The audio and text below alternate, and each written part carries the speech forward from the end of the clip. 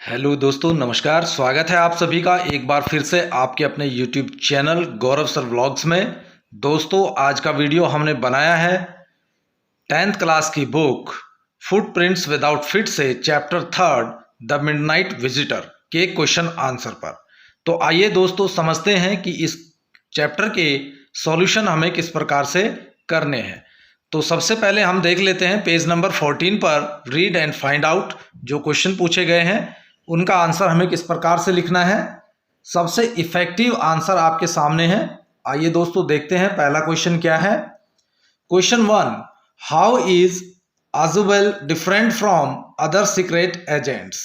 जो दूसरे जासूस हैं उनकी तुलना में आजुबेल किस प्रकार से अलग है। ठीक है, प्रश्न समझ में आया।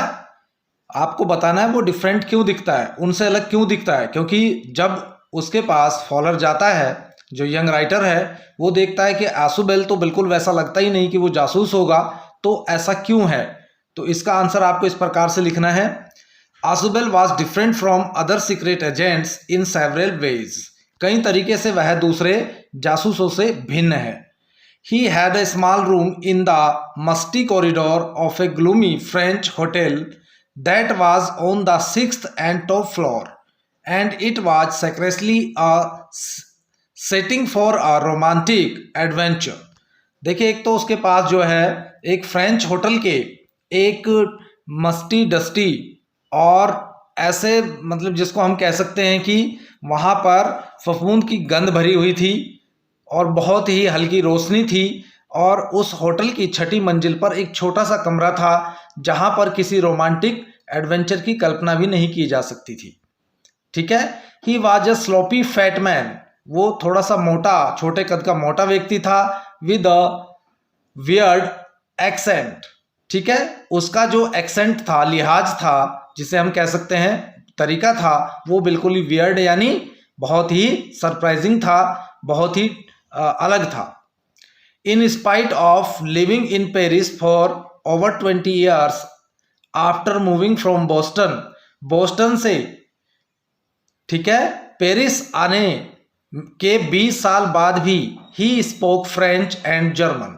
वह फ्रेंच और जर्मन भाषा बोलता था विद ग्रेट डिफिकल्टी, बड़ी ही मुश्किल से, and had not lost touch of his American accent, और जो उसका अमेरिकन एक्सेंट था उसको वो अभी भी नहीं भूला था।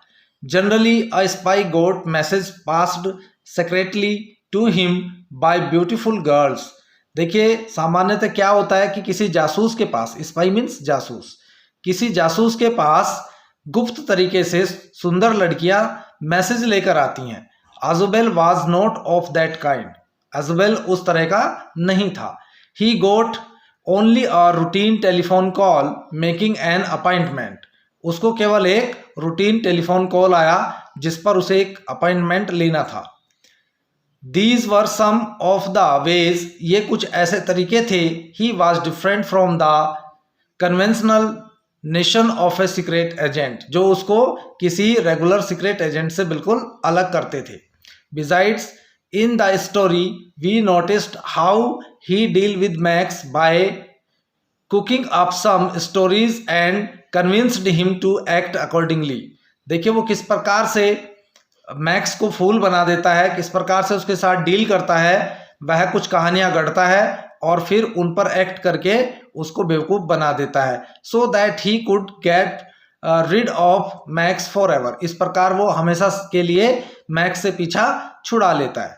तो ये वो कुछ तरीके थे जिनसे लगता है कि भाई वो बिल्कुल एक सीक्रेट एजेंट नहीं लगता है।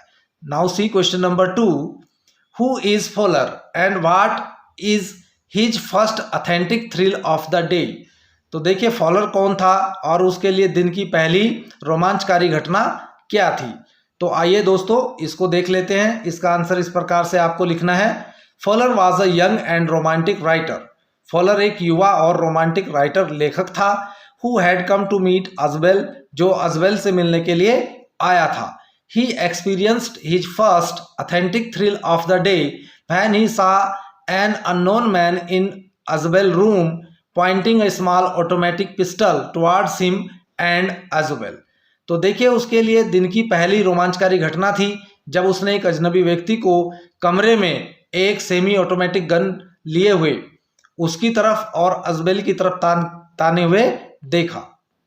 Okay, now see next question, page number 15। Question 1, how has Max got in? Max अंदर कैसे आया? तो इसका आंसर इस प्रकार से लिखेंगे, Max had got into Ausable room with the help of a passkey और मास्टर की। देखिए उसके पास एक कोई पास की थी या मास्टर की थी जिसकी सहायता से ताला खोलकर वह अजबेल के कमरे में आ गया था। Okay, question number 2, how does Ausable से ही गोट इन? अजबेल ने कैसे कहा कि वह अंदर आया, किस प्रकार से अंदर आया? तो इसका आंसर इस प्रकार से लिखेंगे, अजबेल said that he thought Max might have got into the room through the balcony. अजबेल ने कहा कि उसे लगता है कि मैक्स बालकनी के रास्ते उसके कमरे में आया। He said grimly, उसने गुस्से से कहा, that it was the second time in a month that somebody had got into his room through that nonsense of a balcony. उसने कहा कि ऐसा महीने में ये दूसरी बार हुआ है कि जब कोई बालकनी के रास्ते उसके कमरे में प्रवेश कर गया है। ओके, तो प्रश्न और आंसर आपको समझ में आ रहे होंगे। चलिए आगे थिंक अबाउट इट, पेज 18 पर जो लॉन्ग आंसर टाइप क्वेश्चन है उसके बारे में हम बात करते हैं, समझ लेते हैं कि इनको किस प्रकार से करना है। Ausable did not fit any description of a secret agent Fowler had ever read. देखिए फॉलर ने अब तक जितना भी जासूसों के बारे में पढ़ा था उस पर कहीं पर भी ये अजबेल जो है एक सीक्रेट एजेंट नहीं लगता था। What do secret agents in books and films look like? देखिए जासूसी किताबों में, जासूसी फिल्मों में जासूस कैसे लगते हैं? इन योर ओपिनियन, अपनी राय में आपको बताना है। डिस्कस इन ग्रुप्स और इन क्लास सम स्टोरीज और मूवीज फीचरिंग स्पाइस। देखिए जो स्पाई के बारे में जिनमें यानी जासूसों के बारे में बताया गया है, ऐसी मूवी के बारे में आप अपने ग्रुप में डिस्कशन करें। डिटेक्टिव्स एंड सीक्रेट एजेंट्स, देखिए जो जासूस होते हैं उसको स्पाई कहते हैं, डिटेक्टिव कहते हैं, सीक्रेट एजेंट्स भी कहते हैं। Okay, and compare their appearance with that of Ausable in this story. तो इसमें जो स्टोरी में अजबेल जो जासूस है उससे आपको उसका जो आउटलुक है, उसकी अपीयरेंस है, उससे कंपेयर करना है। Okay, you may mention characters from fiction in language other than English. ठीक है, तो आप इंग्लिश के अलावा दूसरी भाषा में भी आप उसके कैरेक्टर या फिक्शन को आप यहाँ पर मेंशन कर सकते हैं। In English fiction you may have come across Sherlock Holmes. ठीक है, हरकुलस पोयरट और मिस मार्पल। तो देखिए इंग्लिश में कुछ ऐसे फिक्शन यानी कल्पना वाले जो हमारे फिक्शन यानी कि उपन्यास हैं, जैसे शेरलॉक होम्स है, हरकुल पोयरट है और मिस मार्पल है। तो have you watched any movies featuring James bond? क्या आपने जेम्स बॉन्ड की कोई मूवी देखी है? तो अगर आपने देखी है तो आप जासूसों के बारे में अच्छी तरह से जानते होंगे, तो आपको उस पर डिस्कस करना है। उसका आंसर आपको किस प्रकार से देना है यहाँ पर लिखा हुआ है, देखिए समझिए आंसर को। Secret agents in fiction are usually projected to be perfect gentleman who are tall. देखिए जो हमारी मूवीज होती हैं उनमें किस प्रकार से दिखाया जाता है, एक सीक्रेट एजेंट को वो लंबा होता है, dark and handsome, with awesome speaking skill and an attractive masculine voice. देखिए उसकी वॉइस भी जो है बहुत ही अट्रैक्टिव होती है, उसके बोलने का लहजा अलग ही होता है, वो हैंडसम होता है। ठीक है, they usually have well built structures with beautiful women accompanying them. उनके साथ हमेशा क्या होता है, एक सुंदर औरत भी उनके साथ में होती है। सम स्पाइस, जो हमारे स्पाइस होते हैं, स्मोक अ पाइप, वो ज़्यादातर एक पाइप को स्मोक करते रहते हैं, लाइक शेरलॉक होम्स, जैसे शेरलॉक होम्स में है, और अ सिगार या सिगार पीते रहते हैं। And they execute death defying stunts just like in James bond movies. जैसे आपने जेम्स बॉन्ड की मूवीज में देखा होगा, वो हमेशा डेथ वाले स्टंट करते रहते हैं। Such movies show the use of high tech gadgets that help in catching the criminals and countering evil villains। तो यहाँ पर जो बात की जा रही है कि वो हमेशा स्टंट करते रहते हैं और वो हाईटेक गैजेट यूज करते हैं क्रिमिनल्स को यानी अपराधियों को पकड़ने में, या जो हमारे दुष्ट विलेन होते हैं उनको पकड़ने में वो हमेशा हाईटेक गैजेट्स को यूज करते हैं। ठीक है, nonetheless there are some exceptions in the above definition of detectives और spies। ठीक है, जो हमारे जासूस होते हैं तो उनके जो यहाँ पर डेफिनेशन बताई गई है तो उसके कुछ एक्सेप्शंस भी होते हैं।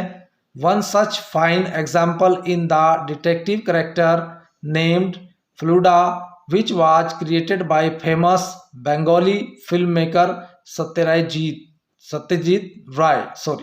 सत्यजीत राय जो बंगाल के एक फेमस फिल्म डायरेक्टर रहे हैं, उन्होंने एक कैरेक्टर खोज निकाला था जासूस का जिसका नाम था फ्लूडा।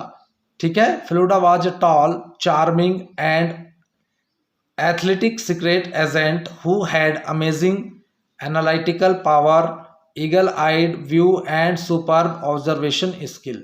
तो देखिए फ्लूडा के अंदर क्या था कि वो एक एथलीट थी, एथलीट सीक्रेट एजेंट था और अमेजिंग एनालिटिकल पावर थी उसकी, और ईगल की तरह उसका आई व्यू था। ठीक है, और सुपर ऑब्जर्वेशन स्किल उसके पास थे। तो इस प्रकार से जो है एक मूवीज़ में जो करेक्टर दिखाया जाता है जो जासूस का, वो बिल्कुल अलग होता है और इस स्टोरी में जो दिखाया गया है वो बिल्कुल ही अलग है। चलिए अब हम क्वेश्चन नंबर 2 को देखते हैं। How does Ausable manage to make Max believe that there is a balcony attached to his room. किस प्रकार अजबेल ने मैक्स को यह विश्वास करने पर बाध्य कर दिया कि उसके कमरे से एक बालकनी अटैच है। Look back at his detailed description of it. इसके बारे में जो उसने डिटेल्ड डिस्क्रिप्शन दिया है उसके बारे में सोचिए। What makes it a convincing story. ठीक है, तो यह क्या आपको एक कन्विंसिंग स्टोरी लगती है? ठीक है, तो आंसर आपको इसका इस प्रकार से लिखना है।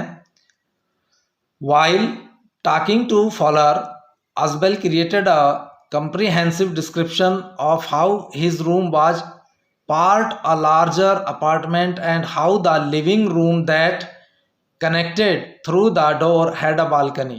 देखिए उसने आजुबेल ने फॉलर से बात करते हुए एक ऐसा डिस्क्रिप्शन क्रिएट कर दिया, एक ऐसी कहानी गढ़ दी कि उसने बताया कि ये कमरा पहले जो है एक बड़े हॉल का या रहने के लिए बड़े स्तर पर अपार्टमेंट पर यूज़ किया जाता था। यहाँ पर जो लिविंग रूम था उसके दरवाजे से एक बालकनी अटैच थी।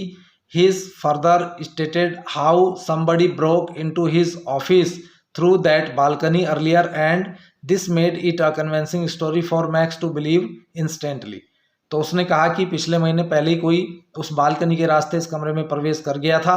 तो इस प्रकार से जो उसने कहानी गढ़ी उसने तुरंत ही यह विश्वास दिला दिया मैक्स को कि यहाँ पर एक बालकनी है। As well quick wit and calm composure in such a panicky situation made it a more convincing story for Max to believe in. तो देखिए वो बहुत चालाक था, उसने अपने विट यानी बुद्धि का प्रयोग किया और तुरंत एक ऐसी कहानी, एक ऐसी स्थिति गढ़ दी कि उसने मैक्स को बिलीव करवा दिया, विश्वास दिला दिया कि वहां पर सच में एक बालकनी है। ओके, चलिए देखते हैं क्वेश्चन नंबर 3 को। इसमें क्या पूछा गया है? Looking back at the story. आप पीछे कहानी की तरफ देखिए। When do you think Ausable thought up his plan for getting rid of Max. देखिए अजबेल कैसे अपनी योजना के बारे में सोच रहा था कि वो किस प्रकार मैक्स से पीछा छुड़ाए। Do you think he had worked out his plan in detail right from the beginning? क्या शुरू से ही उसने अपनी योजना पर कार्य करना शुरू कर दिया था? और did he make up a plan taking advantage to events as they happened? या जो वहाँ पर इवेंट्स या घटनाएं घट रही थी उनका लाभ लेने के समय उसने अपने प्लान को बनाया। तो आइए स्टोरी को पीछे देखते हैं, समझते हैं कि ये क्या हुआ था।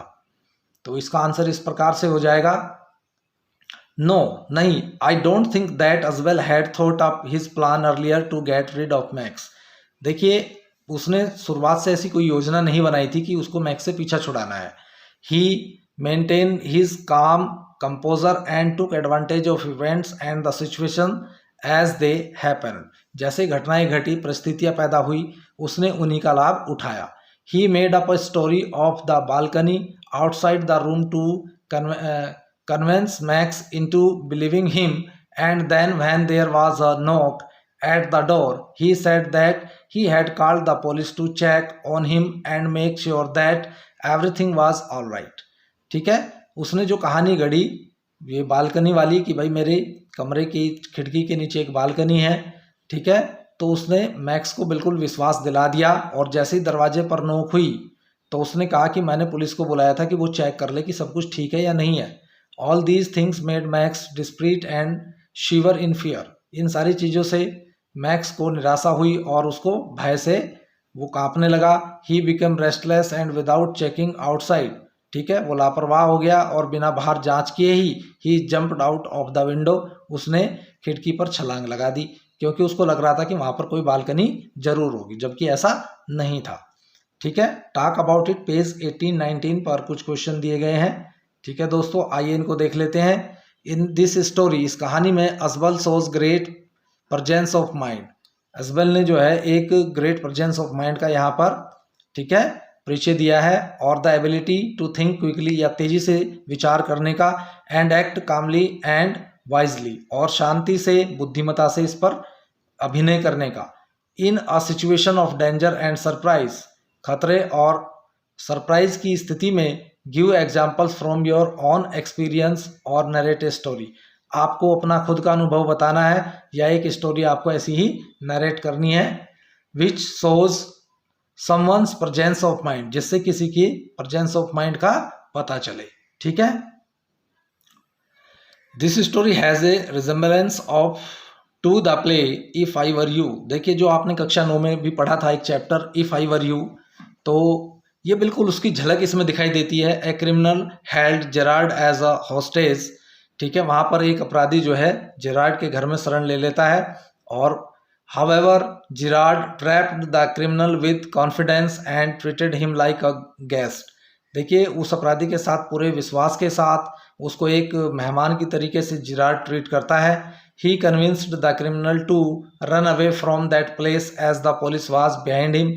वो उस अपराधी को कन्विंस कर लेता है कि वो वहाँ से भाग जाए क्योंकि उसके पीछे पुलिस पड़ी हुई है।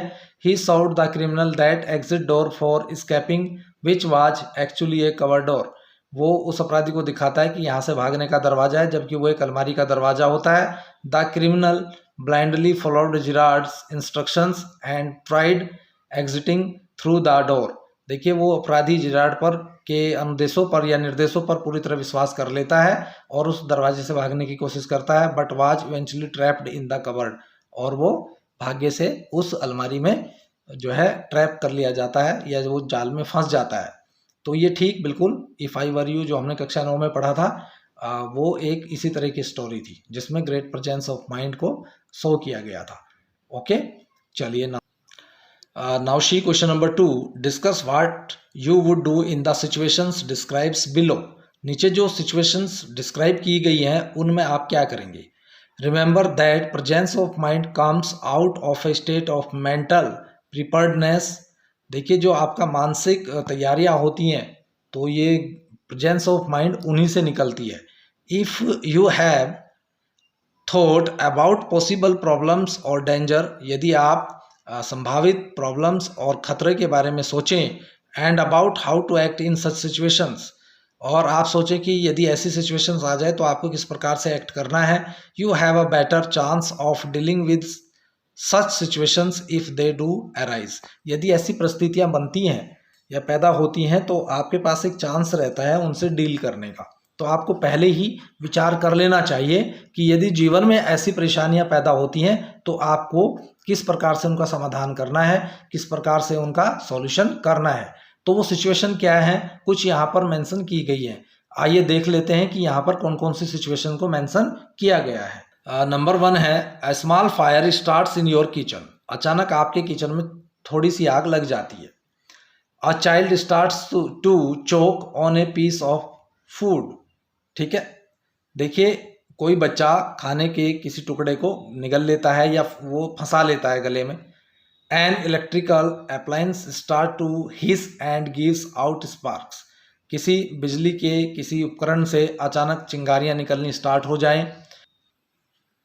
Bicycle knocks down a pedestrian, या किसी साइकिल से टक्कर हो जाए। It rains continuously for more than 24 hours, 24 घंटे से ज़्यादा वर्षा होती रहे। A member of your family does not return home at the usual or expected time. आपके परिवार का कोई सदस्य यूजुअल या एक्सपेक्टेड टाइम पर घर ना लौटे। You may suggest other such situations. आप ऐसी और सारी सिचुएशंस को भी सजेस्ट कर सकते हैं। तो इनमें आपको किस प्रकार से रिएक्ट करना है, आइए देख लेते हैं, समझ लेते हैं कि हमको किस प्रकार से इसमें रिएक्ट करना चाहिए। फर्स्ट है, when a small fire breaks out in the kitchen, it is advisable to use a blanket and put it over the fire to shut out the air.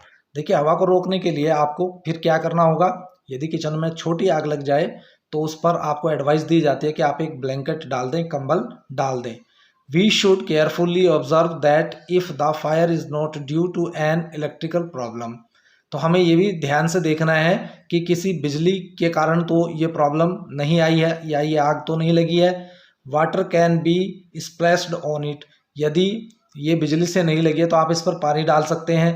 If it is due to some electrical short circuit problems, यदि ये बिजली के short circuit से होती है, all the electrical outlets in the house must be disconnected immediately so that the fire doesn't spread unnecessarily to other parts of the house.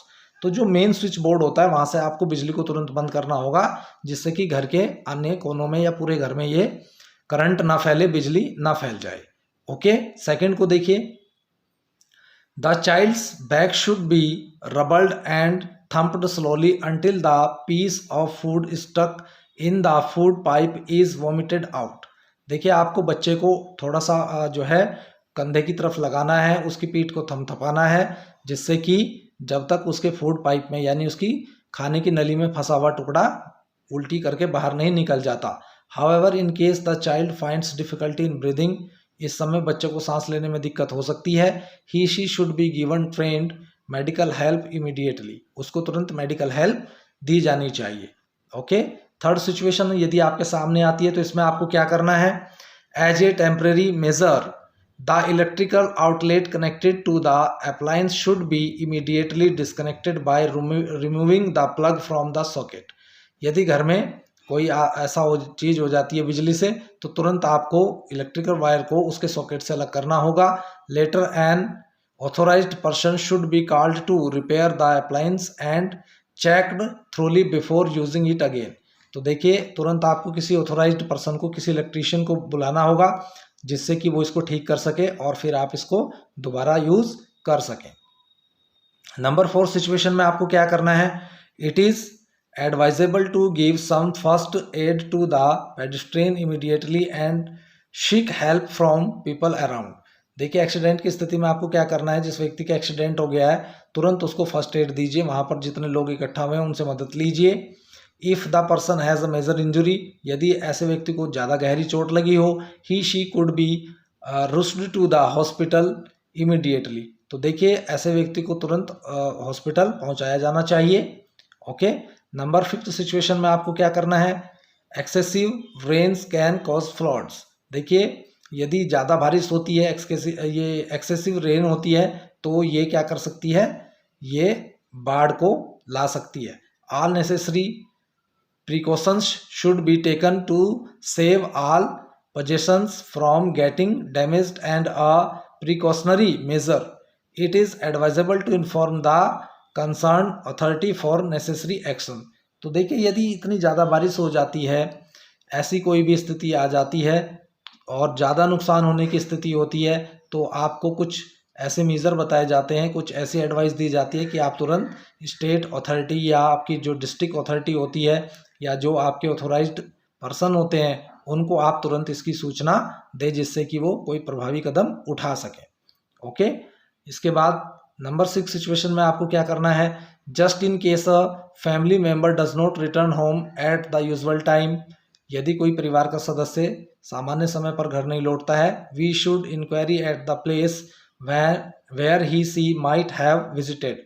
तो आपको तुरंत उस स्थान से जानकारी लेनी चाहिए जहाँ पर वो गए थे। We can check at their friends place और any place they are likely to visit. आपको तुरंत उनके दोस्तों के स्थानों से या वो जहाँ पर जा सकते हैं, आप उम्मीद करते हैं कि वो वहाँ हो सकते हैं, ऐसे स्थानों से जानकारी लेनी चाहिए।